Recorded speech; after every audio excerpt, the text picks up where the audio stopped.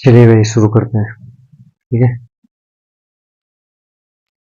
हम लोग को देखना है डी ब्रोगली समीकरण। आपके पेपर को देखते हुए काफी इंपॉर्टेंट है। ठीक है, तो आज पहला टॉपिक हम लोग देखते हैं डी ब्रोगली समीकरण। डी ब्रोगली एक साइंटिस्ट हुआ करते थे। इन्होंने ये थ्योरी दी थी 1924 में। कब दी थी?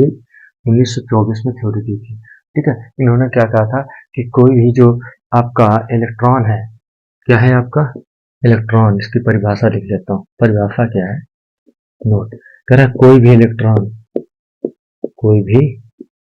इलेक्ट्रॉन कण एवं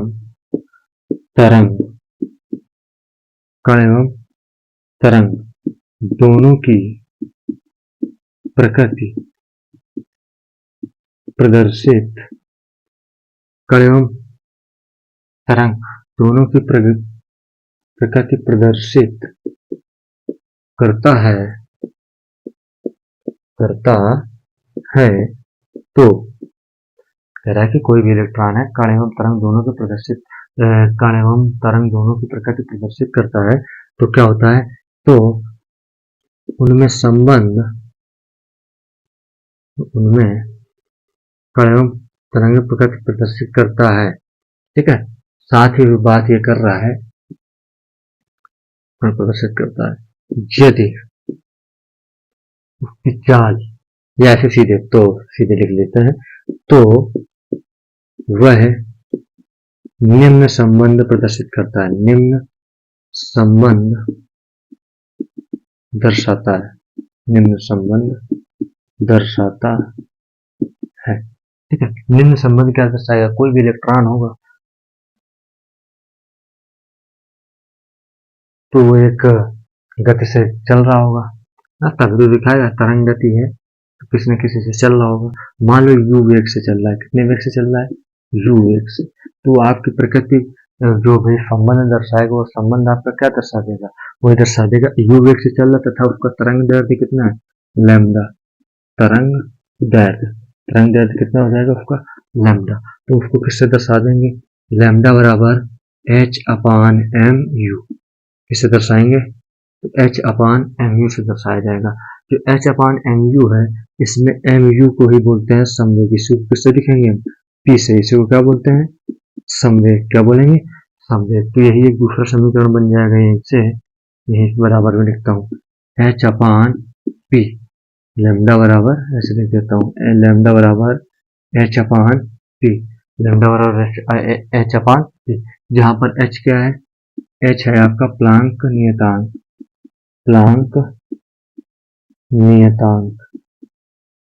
ये क्या है? प्लांक नियतांक। और p क्या है? ये इलेक्ट्रॉन का संवेग। ठीक, ये बातें आपको लिख लेनी। इलेक्ट्रॉन का संवेग। और m क्या है? m है इलेक्ट्रॉन का द्रव्यमान। m क्या है? इलेक्ट्रॉन का द्रव्यमान। इस बात को आप नोट कर लें जल्दी से।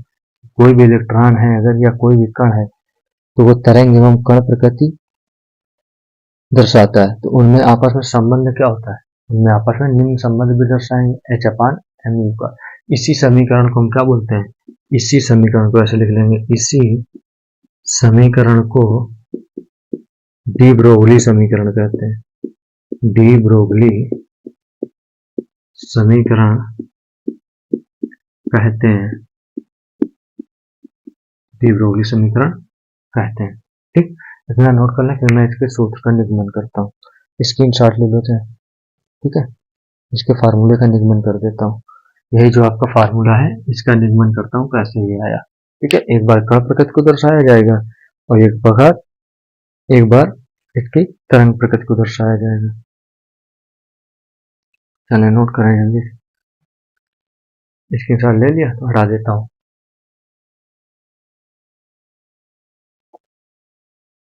अब देखो इसके सूत्र का निगमन करता हूँ। ठीक है, सूत्र का निगमन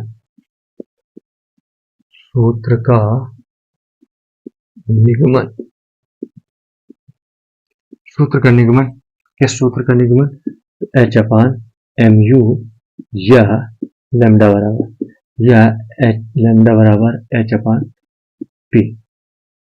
ठीक है, इसका लेमन करना हो, जल्दी से हेडिंग डाल लें।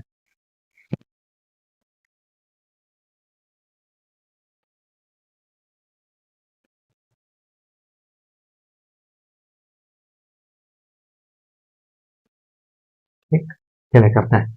अब देखो यहाँ पर जब कर रहे हैं जा रहे हैं तो मान लेंगे, माना कोई कण, कोई m द्रव्यमान का कण, द्रव्यमान मान लेता हूँ, m द्रव्यमान का कण c वेग से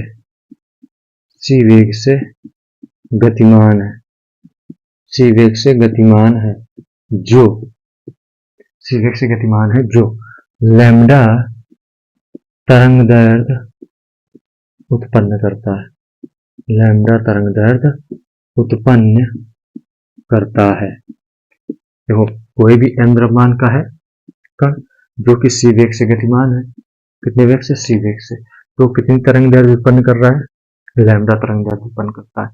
तो ठीक है, तो क्या लिखते हैं, आइंस्टीन के समीकरण से, आइंस्टीन के समीकरण से, आइंस्टीन के समीकरण से क्या होगा भाई, आइंस्टीन के समीकरण से होता है E बराबर mc स्क्वायर, ये एक ऊर्जा आ गई, E बराबर mc स्क्वायर। अगर मैं प्लांक के समीकरण से बात करूं, प्लांक के समीकरण से, प्लांक के समीकरण से, तो प्लांक का समीकरण क्या बोलता है, E बराबर h न्यू, E बराबर h न्यू, प्लांक का समीकरण होता है E बराबर h न्यू, ये बोलता है E बराबर mc स्क्वायर। हो गया समीकरण 2। अब हम क्या करेंगे, समीकरण 1 व 2 से, समीकरण 1 व 2 से तो क्या आ जाएगा, mc स्क्वायर बराबर h न्यू, और न्यू को हम क्या लिख सकते हैं, न्यू को लिख सकते हैं c बाई लैम्डा, न्यू को क्या लिख सकते हैं, c बाई लैम्डा। हम जानते हैं क्योंकि न्यू बराबर c बाई लैम्डा दिखाई दे रहा है ना, इधर दिख रहा है, हाँ दिखेगा, ठीक है, दिख रहा है, ठीक, mc स्क्वायर बराबर, तो h c बाई लैम्डा, कितना आएगा, c बाई लैम्डा, एक c से एक c कट जाएगा। अब निगमन आधा इधर करता हूँ, ठीक है, ब्लैक से लिख देता हूँ, तो c m है, ठीक, एक c से एक c कट गया, तो क्या बचा, mc बराबर h अपान लैम्डा, तो यहाँ से हम क्या लिखेंगे, लैम्डा बराबर h अपान mc, ठीक है।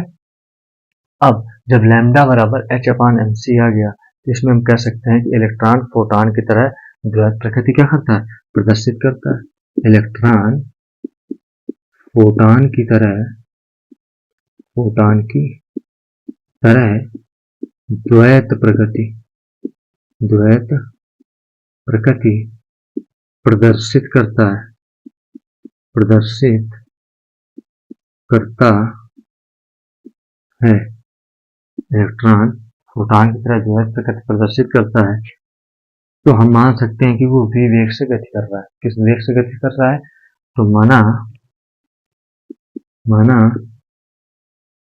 c बराबर v, c बराबर v, आप v चाल की जगह v चाल मान सकते हैं, बिल्कुल, लैम्डा बराबर h अपान m इंटू v, और mv को ही हम जानते हैं क्या होता है, mv या mu, आप u लिखा था ना ऊपर, तो आप u लिख सकते हैं, mu, ठीक है, तो ये h अपान p हो जाएगा, h अपान p, यही आपको सिद्ध करना था, इति सिद्धम। आई बात समझ में,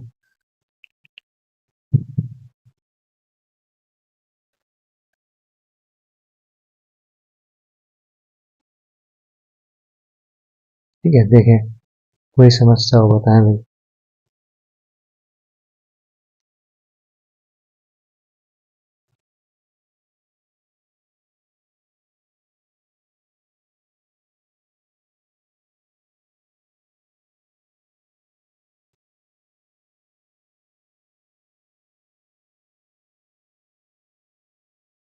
ठीक है, तो हमको यही से करना था, एक हमने कर लिया, बाकी फिर कल के दिन कोई या किसी दिन कोई दूसरा टॉपिक करते हैं, है ना।